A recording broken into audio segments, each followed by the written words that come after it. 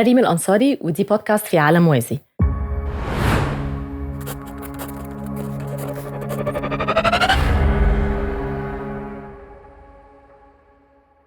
النهاردة هنتكلم مع المؤلف الموسيقي تامر كروان. هاي تامر. هاي ريم، ازيك؟ الحمد لله. عامل ايه؟ الحمد لله تمام. قولي بقى، أنا دايما بحب كده أبدأ من حتة مختلفة شوية قبل ما نخش في الكلام الكبير. شو ربنا يستر. لا بعرف. أنت النهاردة ممتن لإيه في حياتك؟ good question. ممتن لحاجات كثيرة جدا. ممتن لأمي أول حد. ممتن يعني بشكر ربنا جدا على الطريق اللي حطني فيه، يعني ان انا اتحطيت في طريق اقدر اوصل فيه للي انا بحبه، ان انا اشتغل اللي انا بحبه. يعني ده اكتر حاجه ممتن ليها. طبعا دي حاجه كبيره ان الواحد يفهم ويقدر يلاقي الحاجه اللي هو بيحبها بجد. ده حقيقي. دي حاجه مش سهله، في ناس كتير قوي بتعيش وخلص حياتها وهي مش عارفه هي اصلا هي بتحب ايه. ده حقيقي. طيب انت هنرجع ورا شويه. انت درست ميكانيكال انجينيرينج، هندسه ميكانيكا في الجامعه الامريكيه. دراسه صعبه مش سهله. يعني انا عارفه من الجامعه ان الناس بتوع ميكانيكال انجينيرينج دول بنسميهم العباقره كده وقاعدين في مبنى لوحدهم وحاجات زي كده. فكلمني شويه ليه اخترت ده، انت كنت حابب ده؟ يعني كلمني عن الفتره دي. بصي انا يعني يعني وانا في المدرسه عمري ما كنت بفكر ان انا يعني كنت عندي موهبه العزف. يعني كنت بعزف في فرقه المدرسه، في كورال المدرسه، الحاجات دي كلها، وبنعمل حفلات وعندنا شغف، يعني عندي شغف بالموضوع. ولكن عمري ما فكرت فيها بشكل ان انا ابقى احترافي مهني، يعني امتهن هذه المهنه. فبالتالي اللي انا فكرت فيه، انا كنت بحب الرياضيات والماث والفيزيكس والكيمستري والحاجات دي. يعني كانت بالنسبه لي حاجه، ومخي لوجيكال جدا. فبالتالي كان الاختيار ان انا وكنت بحب البيولوجي برضو كتير قوي. فكان الاول عندي احساس ان انا عايز ابقى اخش طب يعني دكتور. وبعدين ما قلت لا. يعني حسيت انه مش انا، وانها كمان يعني دراستها طويلة قوي وفيها dedication زيادة عن الديسيبلينز التانية يعني. وفي نفس الوقت استهوتني الهندسة، وان انا فكرة ان انا اخش هندسة يعني وبس. اوكي. وقدمت في الاي سي واتقبلت ودخلت وتمام. واشتغلت بالهندسه؟ اشتغلت فترة في شركة مالتي ناشونال. بس دي كانت التيرنينج بوينت. يعني ان انا انت لما يعني احنا مشكلتنا في مصر وغالبا في الوطن العربي كله ان طريقة التعليم ما بتديش المجال الواسع للشخص ان هو يبقى عارف هو عايز ايه. صح. يعني بيبقى عنده مثلا تالنتس وملكات وطريقة تفكير معينة تأهله لحاجات معينة. ولكن الدراسة دايما بتحس ان في بريشرز من حتت معينة ان يروح في اتجاه معين، وان هو ما يكتشفش اللي جواه اكتر. يعني ما فيش طرق معينة الإنسان يقدر يكتشف بيها اللي جواه بدري. وكمان ما فيش حياة. ناس كتير بتشجع على يعني ده حقيقي. السيستم كله كده ايه، السيستم كله غلط يعني. كله غلط اجتماعيا ودراسيا يعني حتى في بيوتنا هتلاقي ان في زق في اتجاه معين، ان في ان مش عارف ايه الترند. يعني كان في ترند زمان برضو غير الترند بتاع السوشيال ميديا دلوقتي، طريقة مختلفة. ان في ترند ان الناس تخش هندسة او ترند ان الناس تخش طب، فالاهالي عايزين كل ولادهم يخشوا في الحتة دي، كليات القمة. بالظبط كده. فده بيخلي ده ما بيديش فرصة للطفل او الطالب ان هو يفكر طب انا عايز اعمل ايه. طب انا احساسي يعني قدراتي دي اقدر استغلها في ايه. وبس. فبالتالي انا اكتشفت ده متاخر. اكتشفت ده لما اشتغلت حسيت ان انا ده مش مكاني. I don't belong يعني. فبالتالي اشتغلت شويه يعني، كنت عارفه ساعات لما بتشتغلي وتحسي حتى الاحساس ده تقولي لا لا لا ده احساس مش صح، او مش انا صح. مش عايزه ابطر، او انا مش عايزه، وانا شغال في مكان وفرصه كويس كويسه. بالظبط كده، فضغطت على نفسي لغايه ما جالي اكتئاب. مم. ف... فقلت لا يعني لا ده لازم مش طبيعي. ادور على مم. اللي انا المفروض اعمله، يعني اللي انا انبسط بيه، ان انا اقدر، عشان لو ما تنبسط بيه هتقدري تحقق، يعني هقدر احقق اللي انا عايزه سواء مهنيا او نفسيا يعني. اكيد اكيد، الواحد لما بيلاقي الشغف بتاعه مهم. بيبقى مبسوط. صحيح. مش دايما الناس لما بتخش في الحته بتمشي ورا شغفها بتنجح. لا مش دايما. مش دايما. لا. محظوظين بقى الناس اللي بيعرفوا ان هم برضو يطوروا من نفسهم، مهم. ويعرفوا ان هم يفكروا لنفسهم عشان يخشوا في شغفهم وينجحوا يعني. ده حقيقي. ده معادلة برضو مش. بصي انا بالنسبه لي انا شايف ان الناس لازم تقرا العلامات، مم. يعني في علامات طبعا. يعني ده يعني الدنيا كلها علامات. فالناس كتير قوي ما بتقراش العلامات، وانا اعرف ناس اصحابي واعرفهم كويس قوي العلامات واضحه. مم. وحتى انا كصديق بقول لا انت مش قاري كذا او انت مش قاريه كذا، فعندهم عند رهيب ناحيه ان هم ما يقروش العلامه اللي توديهم على الطريق اللي هم هينبسطوا فيه في الاخر. مم. واخد بالك؟ ورأيك قراية العلامات دي، أنا برضو بعتقد جدا في الحتة دي، مم. بس رأيك قراية العلامات دي بتبقى نابعة من إيه؟ أو إزاي البني آدم يشوف العلامات ويقراها؟ ليه في ناس زي ما أنت بتقول بيشوفوها، وفي ناس ما بيشوفوهاش، وفي ناس على فكرة بيشوفوها ما بيتبعوهاش، وفي ناس بيشوفوها وبيتبعوها؟ مش عارف ايه يعني ايه السبب في ده، بس هي بالنسبه لي انا يعني كنت بحسها داخليا. مم. يعني مثلا انا في الاول انا لما زي ما قلت لك لما سبت المالتي ناشونال قلت هشتغل مزيكا يعني، وكملت دراستي في المزيكا والكلام ده كله. وبعد كده لقيت نفسي بتحط في باث لوحدي كده، اللي هو ايه، طيب هتروح شركة اللي هي فيها مونتاج. مم.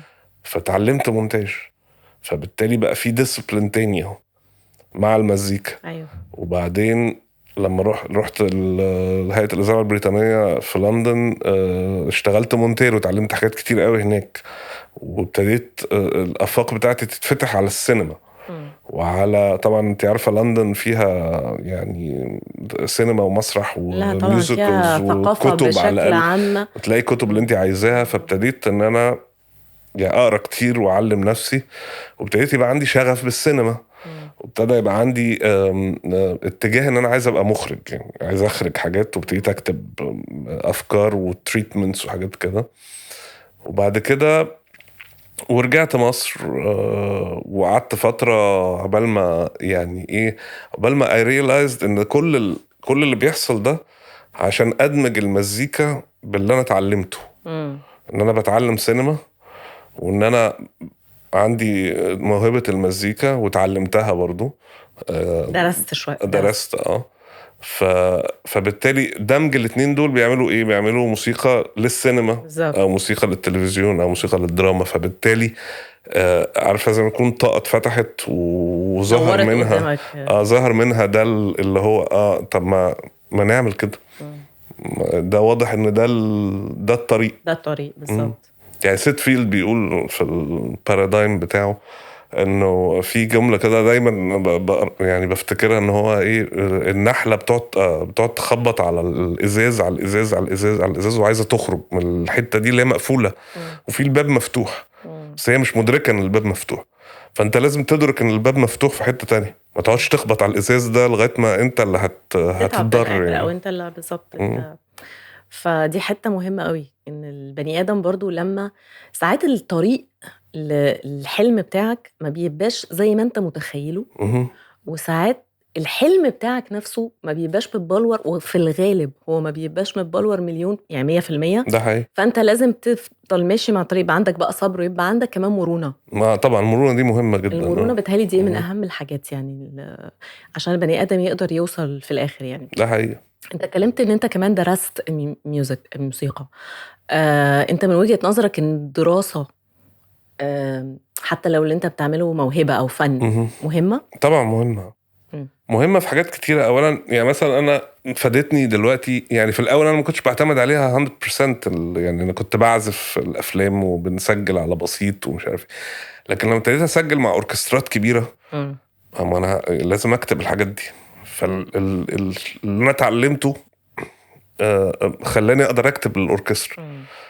وخلاني يعني في ناس كتير بتعتمد مثلا في الأوركسترا إن هم لما يعملوا مزيكا كبيرة أو حاجة يجيبوا ناس يشتغلوا لهم النوت دي. فطبعا بيأثر لأن في روح من الناس دي بتخش جوه المزيكا بتاعتي أو بتاعت شخص تاني. أنا ما أقدرش أتحمل ده، لأن هي المزيكا زي الكتابة حاجة شخصية جدا. صح. فأكن حد مشاركك فيها، يعني فاهم ازاي؟ أيوة صح. فبالتالي يعني كفاية إن العازفين مشاركينك فيها فكمان حد هيجي يشكل لي شكل المزيكا بتاعتي. لا يعني فالكويس ان لما انا درست ادتني امكانيه ان انا اقدر اكتب كويس قوي للاوركسترا، اقدر اوزع كويس للاوركسترا، وده فادني كتير. الدراسة بتخليك تطور من نفسك كمان. ده طبعا يعني ما ينفعش بتهيألي بني آدم يفضل يعني ماسك في اللي هو عارفه أو فهمه، ده حقيقي. أو يعني موهبة لازم تتطور، يا إما البني آدم مش هيتقدم. ده حقيقي. يعني هيفضل واقف في بس اقول لك مكانه. حاجه على حكايه الدراسه دي. لما رحت انا الرويال سكولز اوف ميوزك في انجلترا، فقالوا لي فكنت عايز ادرس، انا يعني بدرس حاجه، مش بدرس ديسيبلين بكالوريوس وبتاع، انا بدرس حاجه اون ذا سايد. بس هم قالوا لي ايه، عايزين نسمع شغلك الاول. قلت لهم يعني انا جاي ادرس. فقالوا لي لا، عايزين نسمع بس الشغل بتاعك نعرف انت فين يعني. نعرف انت فين يعني. فسمعتهم، فقالوا لي طيب انت هتدرس ثيوري بس، لا هندرسك كومبوزيشن يعني تلحين، ولا هندرسك هارموني وتوزيع. قلت لهم ليه؟ قالوا لي لان انت عندك الحاجتين دول كويسين قوي، وفي بوتنشال عالي جدا في اللي انت بتعمله. لو احنا درسنا لك الحاجتين دول هتبقى محطوط في قالب زيك زي غيرك، لان هي المزيكا سهله قوي ان انت تتاثري طبعا. فلما يدرس لك ان انت لازم تلحني بالطريقه الفلانيه عشان يبقى مظبوط، ولازم توزعي بالهارموني بالطريقه الفلانيه، ده بيحطك في قوالب زيك زي الشخص اللي في اليابان، ما اللي بيخليكش ان انت فريد يعني في حته متفرد. وهم اكتشفوا ده بعد فتره من الدراسه الاكاديميه الكتيره قوي. الناس بقت كتير قوي في العالم شبه بعض في طريقه التاليف وطريقه التوزيع وطريقه الكتابه والكلام ده كله. فهم عايزين روح جديد، ففعلا درسوني بس ثيوري ازاي. بس حلوه ذكيه يعني مش اي تدريس وخلاص. لا، لان دي مزيكا في الاخر لازم تتطور نفسها يعني. طيب انت متاثر بحد؟ انت متاثر بملحنين معينين او مؤلفين موسيقيين معينين؟ لا، انا متاثر بالتاريخ الموسيقى كله يعني، او على الاقل باللي انا سمعته كله. ما هو يعني الموسيقي او المؤلف الموسيقي هو عباره عن يعني اخر حد وصل من التاريخ ده كله. يعني انا متاثر بالموسيقى الشرقي، متاثر بالموسيقى الغربي الكلاسيكيه، متاثر بالجاز، بالروك، يعني كل ده داخل في تكويني، واخد بالك؟ وفي الاخر اللي انت بتطلعيه ده بيبقى شخصيتك مع شخصيات الناس التانية دي اللي جاية من زمن بعيد، مخزون. لان هو الموسيقى الاصليه الوحيده هو الراجل الكهف اللي ابتدى يعمل وتر ويبتدي يخبط على لا الخشب. طبعا كل حاجه انا معاك 100%. كل حاجه والافكار عامه حتى لو مش الموسيقى بتبقى مخزون طبعا بتاعك، وبتبقى متشابكه جدا، ما تقدرش تقول انا يعني صحيح. ده منين وده فين يعني. عشان كده مهم جدا للمؤلف الموسيقي ان هو يبقى عنده ذخيره سمعيه قويه جدا، تسمع كتير قوي، لانه يعني في الاخر هو يعني مش حكايه ان احنا بنقلد حد. يعني انا كمؤلف ما بقلدش حد، بس في الاخر الذخيره دي بتديني تاهيل ان انا اقدر يعني اشكل مزيكا من وجداني انا بس، اللي الناس حابه تسمعها في الاخر يعني. حلو. طيب ايه روتينك بقى في كتابة؟ يعني الواحد ممكن عشان الناس بحس ان كتابة الموسيقى دي حاجة يعني مش كل الناس تتخيلها. يعني ممكن الواحد يكتب مثلا عشان احنا ما بنعرفش كبني ادمين اصلا كتابه الموسيقى دي بتحصل ازاي. ممكن حد كلنا في المدرسه كتبنا موضوع تعبير ما اعرفش ايه كده، فعندنا تخيل للكاتب مثلا بتاع القصه بيعمل ازاي. لكن كتابه الموسيقى الروتين بتاعها او بتجيلك ازاي؟ انت بتجيلك لحن مثلا في دماغك بشكل معين وبعدين بتكتبه ولا لا ازاي بقى؟ بصي يعني انا اولا بلحن، يعني ما بكتبش الاول، انا بلعب يعني. اوكي. يعني فاهم ازاي؟ بس ال بتيجي يعني والله عادة بتيجي ازاي. يعني مثلا كنت شغال على مسلسل او فيلم واقعد كتير قوي ما فيش حاجه بتطلع، يجي لي بلوك مثلا. انت اكيد عارفه البلوكس دي. كويس قوي. ففجاه ببقى قاعد يعني بعمل اي حاجه تانية مش بلعب يعني، وبعدين فجاه اقوم لا في حاجه بتزن في دماغي مش عارفها ومش سامعها، بس في حاجه بتزن. اول ما احط ايدي على البيانو بتطلع وابتدي اكون. انا بألف بطريقه اللايت موتيف، ما بألفش بطريقه الشرقي اللي هو يعمل لحن وبعدين يبتدي يوزع اللحن. انا ببني زي الهرم كده من تحت لفوق. يعني لبنه كده صغيره، طوبه صغيره وبعدين طوبه جنبيها وطوبه جنبيها لغايه ما يتكون هرم او مبنى كبير. فببتدي بالموتيفه دي اللي هي تبقى لحن صغير وبعدين تتطور وتتطور وتتطور لغايه ما تبقى اللي هي المقطوعه اللي احنا سامعينها. وبعدين اكتبها بقى، وبعدين تكتبها بعد ما تخلصها وتعزفها وتسمعها لان في الافلام والمسلسلات لازم المخرج يسمع قبل التسجيل يعني. فلازم هو التكنولوجيا اتطورت قوي في الموضوع ده بحيث ان انت تقدري تخلقي مقطوعه قريبه قوي من الحقيقه من حتى بعد العزف يعني في ناس كتير بتغش وما بتعزفش. واخده بالك؟ يعني في ناس بتألف موسيقى من غير ما تعزفها. لا بتعزفها وكل حاجه، بس في الاخر ما بتعزفهاش بالآلات الحقيقيه. تبقى آلات إلكترونيك كلها. طبعا. يعني فاهمه ازاي؟ غير الإلكترونيك ميوزك ان انت اصلا داخله إلكترونيكلي، بس يعني لا انا بتكلم على الآلات الحقيقيه اللي المفروض تتعزف ما بتتعزفش. فدي عشان نسمع المخرج او نسمع البروديوسر تستخدم الحكايه فيسمع ويوافق وبعدين ابتدي بقى اكتب اللي هو سمعه ده عشان يتسجل اوكي. انا خدت بالي دلوقتي ان انت يعني زي الكاتب برضو اللي هو بيبقى فيه زي فريق عمل. يعني انت مش بتكتب الميوزك لوحدك، لكن الكتاب اللي هم بتوع السيناريو يبقى عندهم بيتكلموا مع ناس بيقعدوا وبيعملوا ترابيزه بروفا، فانت بتتكلم مع المخرج بس. مع المخرج اوكي. انا بتكلم مع المخرج، بتكلم مع نفسي لان أكيد. انا بصي اقول لك حاجه. انا مثلا في حاجات كتيره يعني ممكن المخرج ما يقولهاش بس انا احسها. اوكي. لان انا اللي عندي النو هاو يعني. يعني مثلا ودي بحسها هو بس مهمته ان هو يديني انفورميشن كتير عن الفيلم وعن الشخصيات. بتقرا السيناريو بتاع الفيلم؟ لو بقرا السيناريو بتاع الفيلم بس لو الفيلم موجود وخلص مفيش داعي لقراءة السيناريو، لأن ممكن السيناريو يبقى مسليدنج. دي معالجة ودي معالجة. بس قصدي مثلا الموسيقى التصويرية وكده ليها دعوة شوية بتقرا بس المعالجة ولا بتقرا حتت معينة اللي هتتلعب فيها؟ لا أنا بتكلم على معالجة السيناريو نفسه، معالجة تريتمنت معينة من وجهة نظر كاتب السيناريو. وبعد كده بيتحول لفيلم ده من وجهة نظر المخرج والممثلين والمدير التصوير والمونتير والحاجات كتير قوي. يعني في ناس تانية دخلت في الموضوع. فده الانرجي اللي بيطلع منها غير الانرجي اللي بيطلع من السيناريو خالص. انت بتبدأ بعد ما الفيلم بيخلص؟ في الفيلم اوكي. مش وهو لسه لا. يعني ممكن ابتدي في السيناريو كده، ابتدي نتكلم كونسبشولي ايه نوع المزيكا، احنا ايه الفانكشن بتاع المزيكا في الفيلم. ممكن اديله افكار عشان وهو بيصور يقدر يبقى عامل حسابه في حتت معينه ان المزيكا هتبقى اومني بريزنت او هتبقى ليها دور فعال اكتر من ما هو كان متخيل في الحته دي. ففي مناقشات بتفيد في مرحله. يعني مثلا في فيلم باب الشمس مع يسري نصر الله كان في مشهد جميل قوي. كان في مشهد كان في نزل جديد على بلوراي المفروض. انا اتفرجت عليه في مهرجان الجونة اللي فات. كان بيتعرض. للاسف ما روحتش.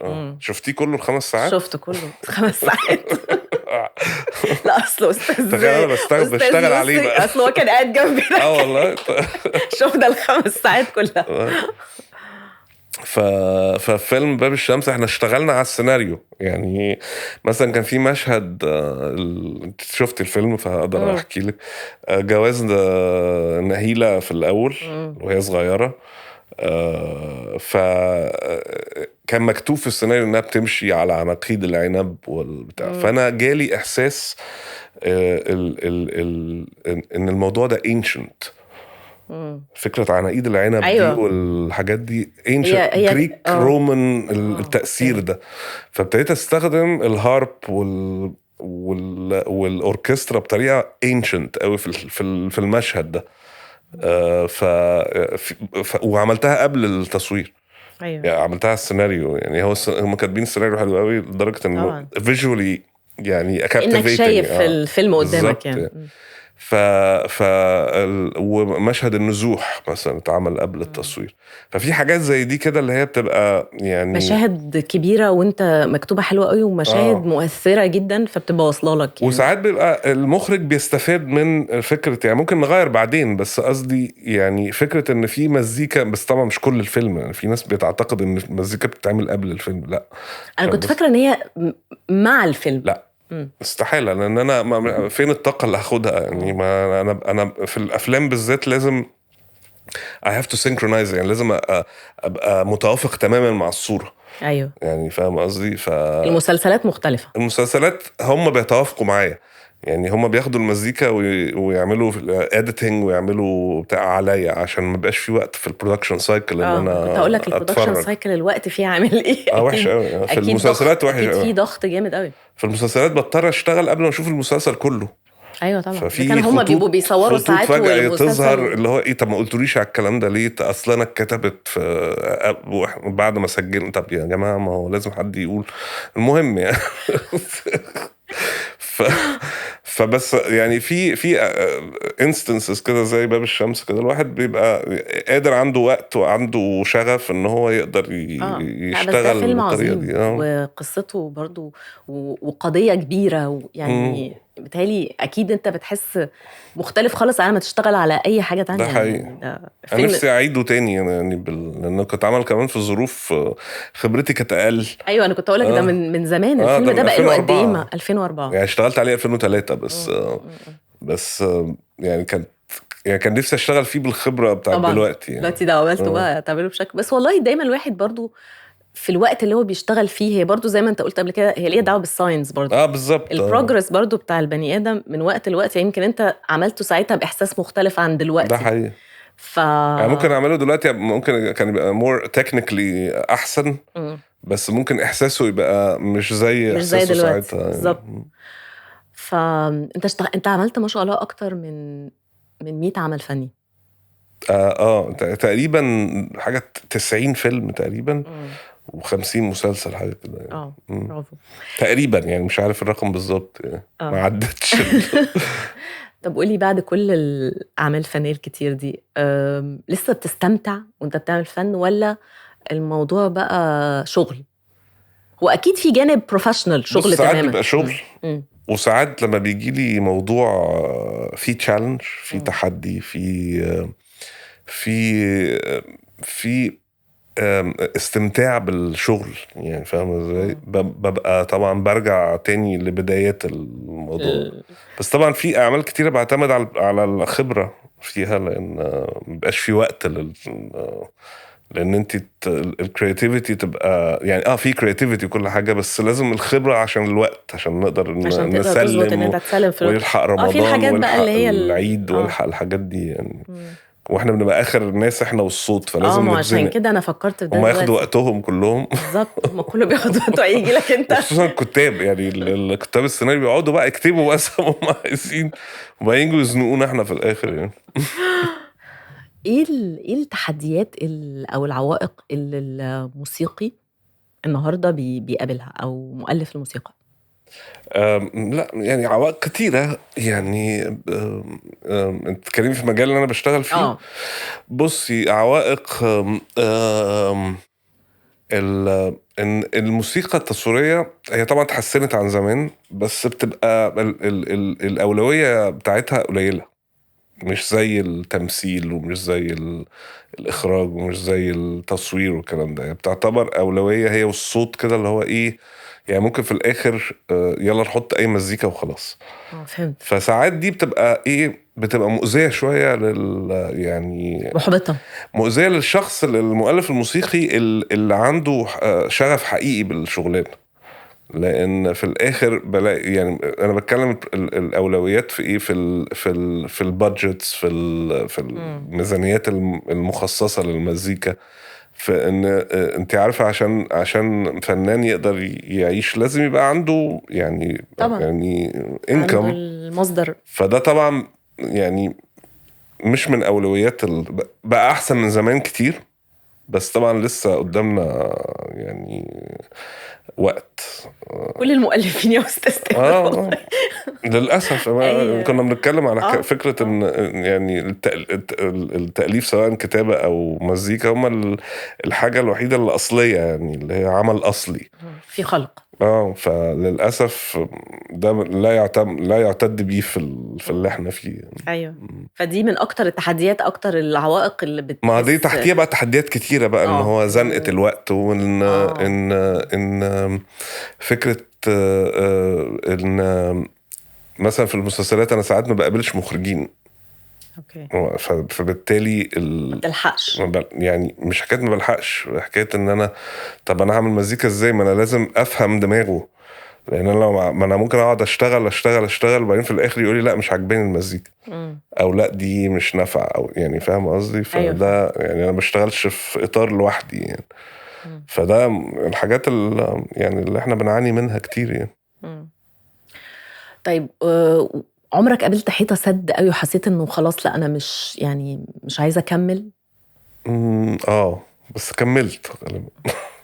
ما هو عادة الواحد برافو يعني بساعات الواحد بيبقى حاسس لا ايه ده مش عايز بس في الاخر انت يعني بتبقى لحظة غالبا بتبقى يأس او مش يأس بس ممكن تكون برضو تعرضت لحاجة كبيرة او حاجة احبطتك. يعني بتبقى مجموعة حاجات. يعني انا كمؤلف موسيقي برضو الحالة النفسية بتاعت الواحد بتبقى بتأثر عليه جامد. والمزيكا نفسها بتاخد من حالتك من الايموشنال انرجي بتاعت البني ادم. يعني دي حاجة انا اكتشفتها بشكل اساسي ان انا بعد ما بخلص اي عمل فني صح حتى لو لا المزيكا بالذات المزيكا ليها احساس غريب جدا. لان هي عباره عن شحنه يعني شحنه ايموشنز سواء بوزيتيف او نيجاتيف. بس بتاخد من البني ادم يعني اللي بيألفها كتير قوي. يعني في ناس على فكره بتبطل تأليف بأمر الدكتور انها بتأثر على القلب بتأثر على ف الانرجي دي اكنك يعني بتتاخد منك وتتحط في المزيكا. ففي اوقات كتير الواحد ما بيبقاش عنده ايموشنال انرجي انه يطلعها يعني. طب قولي في ناس كتير قوي بيعيشوا في الحياة وهم مش مدركين ان هم موهوبين في حاجة معينة او مش قادرين يعني يفهموا قدراتهم الحقيقية. قولينا كده من تجربتك لان انت من الناس اللي برضو اللي دخلت في طريق وبعدين رجعت طريق تاني وكده. ازاي البني ادم يقدر يلاقي الحتة السبيشال او الحتة يعني اللي ربنا مديها له كده حتة خاصة بتاعته؟ بصي هقول لك حاجة. انا لما كنت في الجامعة كنت باخد كورس فلسفة مع الهندسة philosophic thinking. كانت فلسفي 101 بتاعي. وكان كان الدكتور كان اسمه ستالسر كان بيدينا امبراطورية جمهورية أفلاطون ريبابليك. فهو قال لنا في حتة في سكشن كده قال لك ان الآلهة او الاله او الوات ايفر عشان ده التكست يعني بتحط البني ادم في الارض عشان يعمل حاجة معينة وان مهمته في الحياة ان هو يقعد يدور لغاية ما يلاقي الحاجة اللي هو المفروض يعملها اللي هي اسمها the vocation of man يعني او انت هتعملي ايه، الهدف بتاع البني ادم او المغزى او من شغلته حياته يعني. او فوكيشن دي شغله يعني، شغلتك ايه على المدفع. بقول لهم يعني فهي دي من الحاجات اللي نورت لي دماغي، ان انا طب انا فعلا طب انا بعمل ايه. فابتديت ادور. طبعا عبال ما اتخرجت واشتغلت وبتاع، عبال ما وصلت لمرحله من السوفيستيكيشن، يعني اقدر افكر بطريقه افضل. وصلت بقى لان ايه، لا طب انا عايز اعمل مزيكا. فابتديت طب انا ايوه فاهمه قصدك. بيتهيألي البني ادم لما بيجرب كمان التجربه في حاجات مختلفه بتخليك تفهم انت عايز ايه. على الاقل بتعمل حاجه مش حاببها فبتعرف انا مش حابب ده. بالظبط. يعني مش لازم تعرف انا حابب ايه، بس ممكن تبدا بقى انا مش حابب مش ايه، حابب ايه بالظبط، وبعدين توصل بعد ده كده حقيقي. لانا حابب ايه. ده حقيقي، ده في كل حاجه يعني. ده في كل حاجه طبعا. انت طبعا اشتغلت مع مخرجين كتير جدا جدا، مم. فمين بقى اكتر مخرجين استمتعت ان انت تشتغل معاهم؟ بصي يعني طبعا يسري. يعني يسري اتعلمت معاه حاجات كتيرة قوي اكيد. والشغل معاه ممتع، لان احنا هو ما بيحسكش انه مخرج يعني. يعني مش حكايه يعني اياميها هم يعني اياميها في الفتره دي انا ده كانت سنه مثلا 97، ايام فيلم المدينه كان اول فيلم. فكان اياميها بقى فكره المخرج اللي بيزعق والمخرج اللي هو المهيمن والحاجات دي كلها. فيسري كان بالنسبه لي شخص طبيعي، بيتعامل معايا بشكل بنديه، مش مدينة ده كان أول فيلم ده عمله. كان اول فيلم. فبالتالي كان يعني الحمد لله انا ابتديت مع يسري يعني. أيوة. ما ابتديتش حظك مع حد حلو تاني. برضه. وطبعا في مخرجين كتير. كاملة طبعا، كاملة من الناس اللي انا بحب اشتغل معاها كتير. في محمد علي، طارق رفعت، وكلهم بيبقوا صحابي بقى يعني. طارق ايه صديقي قوي. طارق لطيف. طارق من الناس طارق اصلا احنا كنا في الميوزك كلاب مع بعض في الجامعه. اوكي، كنتوا مع بعض في جامعه في نفس الوقت. نفس الوقت. واصدقاء لغايه دلوقتي يعني. فمين كمان عشان ما انساش حد بس حد يزعل. لا اتس اوكي يعني، دول يعني على سبيل المثال يعني. انت اشتغلت مع كتير قوي يعني استمتعت مع خان الله يرحمه، مع استاذ خيري بستمتع معاه. اشتغلت معاه مسلسلين. لا يعني ناس كتير. لا في ناس كتير، احنا عندنا ناس كتير. وانا مشكلتي بقى، هي مشكلتي فعلا ان انا كل ما اشتغل مع حد نتحول لاصحاب. بس دي حاجه حلوه، دي مشكله حلوه. عارف اللي هو الجود بروبلم.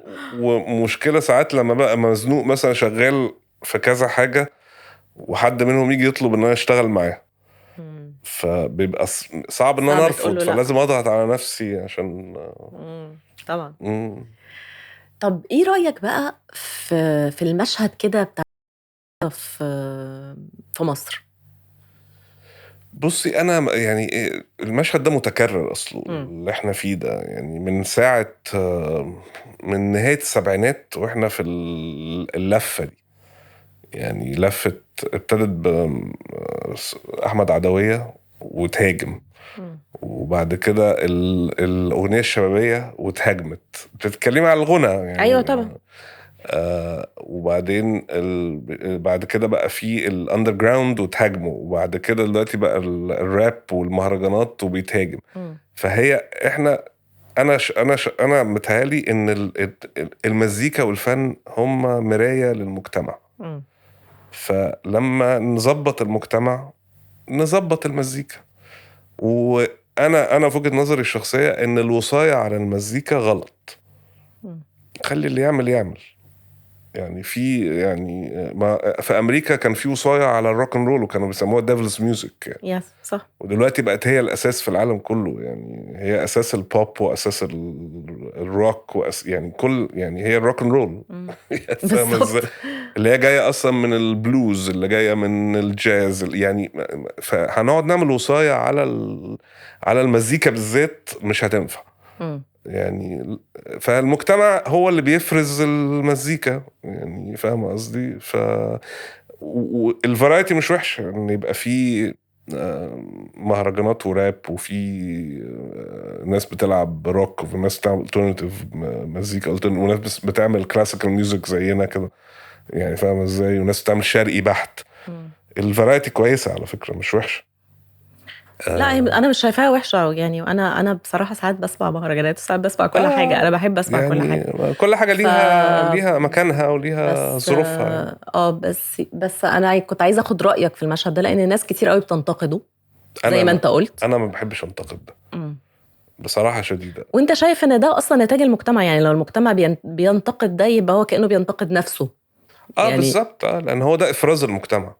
يعني احنا في الستين الخمسين الثلاثينات اربعينات خمسينات ستينات كنا بنفرز نوع من الفن معين.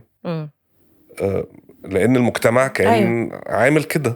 ايوه يعني فاهم ازاي. وده في كل حاجه، مش بس في الموسيقى يعني. في الافلام، في المسلسلات، في الشعر، يعني كل حاجة. في كل حاجه، في الادب يعني وكان في طريقه تعليم احسن، وكان يعني فدلوقتي ده افراز اللي حاصل، فلازم المجتمع نفسه يتطور عشان يبقى فيه يعني مش عايز اقول موسيقى ارقى، ما هو ما فيش يعني، هي موسيقى في الاخر يعني.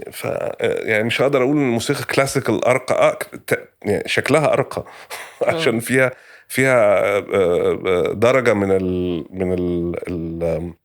التعقيد، واخد بالك. بس الناس ما بتحبش التعقيد يعني، فاهم ازاي. يعني حتى موتزارت لما عمل ماجيك فلوت عملها بعيد عن القصر اللي بيحب التعقيد في الموسيقى الكلاسيكية بتاع، عملها في الأوبرا الشعب يعني.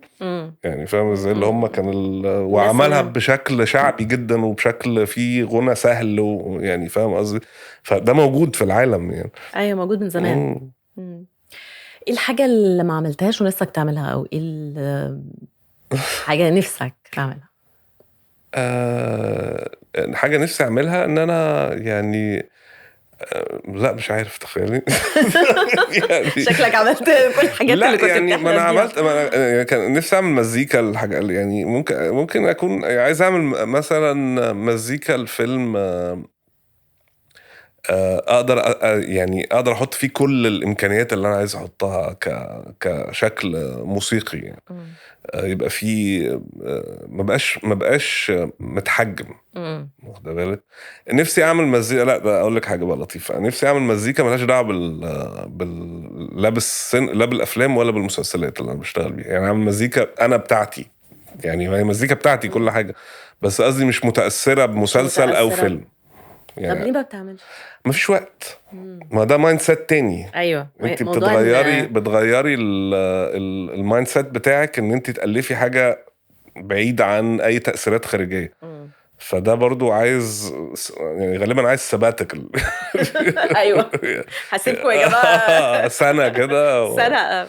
والله يمكن اتس وورث ان انت تجرب برضو. ممكن طبعا يعني. بس طبعا هي اي حاجه جديده بيبقى فيها ريسك برضه. محتاجه بس فاينانشال ديبندنس. لا محتاجه فاينانشال ايه اسمها، فاينانشال ساكريفايس. ايوه يعني بس يعني هنشوف، يمكن ده يخلي. وتاني حاجه عايز اعملها ان انا اعمل كونسرتس يعني. بالظبط، انا كنت لسه هقول لك تتعزف على المسرح. لانه في ناس كتير قوي قوي قوي would be interested. يعني انا رحت مثلا لعمر خيرت، رحت كتير جدا في مصر وبره مصر. رحت كتير كونسرتس بتاعته، على فكره بتبقى سولد اوت. اللايف بيرفورمانس ليه الماجيك بتاعه، لان التفاعل الجمهور مع المزيكا اللي بتتعزف بيبقى غير لما بيسمعها في ريكوردينج او تلفزيون. اكيد. فده بالنسبه لي ده حاجه عايز اجربها. لا انا رايي ان انت تجربها. ممكن تجربها على نطاق صغير شويه الاول، وبعدين تفتح اكتر. بس انا حاسه ان انت ممكن تتفاجئ مفاجاه ساره يعني. انا بحضر الايام دي. انا كتبت النوت كلها، انت عارفه، عشان تلعبي في performance غير اللي في المسلسل او الفيلم. لازم تطوري المقطوع. اوكي. ما ينفعش تبقى هي لان هي ساعات في الفيلم تبقى مثلا 20 ثانية ولا 30 ثانية، فلازم تتحول مثلا 4 دقايق. فاحنا انا دلوقتي والتيم اللي انا شغال معاه بنطور الموضوع عشان بفكر نوصل فيه، لان انا حاسه ان الموضوع لا انا مفكر فيه، وكان في بروجكت شغال بس للاسف باظ يعني. بس في بروجكت تاني ان شاء الله ما يبص. لا ان شاء الله مش هيبوظ. طب في كل بقى المقطوعات الموسيقيه اللي انت عملتها، مين القريبه قوي لقلبك او حاسس ان هي بتمثلك؟ ذات بتمثلني جدا. هي ذات مميزه. باب الشمس في حاجات كتيره بتمثلني. في قناعات جوه باب الشمس كده اللي هو لا باب الشمس لانه كمان يعني احنا عايشين لغايه دلوقتي يعني اللي بيحصل في غزه كل يوم بيتكرر كل يوم وكل يعني ساعه للاسف يعني ما يعني قضيه كلها مأثره فينا كلنا، سواء احنا فاهمين وعارفين ده او لا حتى. بس يعني هي كان في مقطوعه مؤثرة. في باب الشمس اسمها يعني مسميها فود اند ووتر يعني.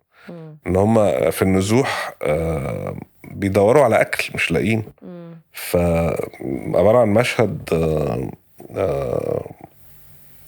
تقريبا حاجه بتاعت 5 دقايق بياكلوا العشب من الارض بقى يعني فاهمه ازاي؟ فلا يعني اللي هو بيحصل فلا يعني دي باب الشمس في حاجات كتيره يعني بحبها. ايه تاني؟ شاهد مصر الجديدة بحبها جدا. انت اللي عاملها؟ انا بحب الفيلم ده جدا وبحسه مؤثر جدا، وموسيقته برضو مؤثرة. ايه تاني؟ في كتير ما هفتكر لك. لا انت ما شاء الله، انت عامل حاجات كتير قوي قوي قوي، حتى الناس مش عارفة ان انت عاملها. يعني ودي مشكلة على فكرة. ما هو انا عشان كده بقول انه اسهل طريقة انك تعمل كونسرت دي يعني مش اسهل طبعا، هي صعبة. بس قصدي من الطرق اللي بتخلي الناس تعرف الفنان عامل ايه، بالذات لانه في الموسيقى بالذات الدنيا هتلاقي ناس كتير قوي عارفة اللي انت عامله بس مش عارفة ان انا اللي عامله، بس مش عارفة ان انت اللي عامله. فدي ممكن حاجة فعلا يعني تفكر فيها. ايه الحاجة بقى لما ببص كده وراك بتحس يعني لو جات لي الفرصة تاني مش هعملها، او حاجة انت عايز تغيرها؟ لا يعني كنت ابتديت من بدري شوية يعني ما كنتش بس انت ما ضيعتش وقت طويل يعني. بس برضو يعني انا في حاجات لغايه دلوقتي لما بتبتدي من بدري يعني ابني الكبير بيدرس كمبيوتر ساينس، بس هو موهوب اكتر مني. ايه ده بيدرس كمبيوتر ساينس؟ طب ما قلتلوش يدرس موسيقى؟ قلت له وحاولت اقنعه، وهو عنده دماغ ابوه بالظبط يعني اللي هو لا مش عايز. طيب يا سيدي، يعني مش عايز يشتغل في الموسيقى، مش عايز يشتغل في الموسيقى. طب ما انا كنتش عايز اشتغل في الموسيقى برضه لغايه ما اتخرجت. فخايف السايكل ترجع تاني. الفيلم بيعيد نفسه. بالظبط. فاللي هو يا ابني طب بلاش تشتغل، ادرس بس كده يعني من الاول خليك مستعد من بدري. لا اوكي براحتك بقى خالص. فانا كان نفسي ابتدي من بدري شويه. تبدا من بدري شويه، بس ما شاء الله انت عملت حاجات كتير قوي يعني. انت اوريدي بدات متاخر، بس واقول لك حاجه، غالبا ان انا ما بداتش من بدري ده ممكن يكون لو كنت درست بالطريقه المصري كان زمان زي ما بيقولوا تقولبت، زي ما الانجليز قال لك انهم مش عايزين بالظبط. يمكن كان في صالحك برضه. انا بحس ان كل حاجه بتحصل في الجيرني بتاعت البني ادم سامحه وفي الاخر بيفهمها، بس بعد كتير يعني. صحيح. يعني بعد 10 سنين كده هو ده حصل أو يوم كذا او ما تفهمهاش. وساعات حاجات برضو اللي ما تفهمهاش دي بتبقى في صالحك برضو. برضو انت تبدو لكم تسوق احسن وبتاع. طيب تامر، انا انبسطت قوي في كلامنا النهارده، وجود لك ان شاء الله في كل حاجه بتعملها. ثانك يو. ميرسي. تابعوني على منصات البودكاست واليوتيوب وقولوا لنا ايه رايكم في الحلقه.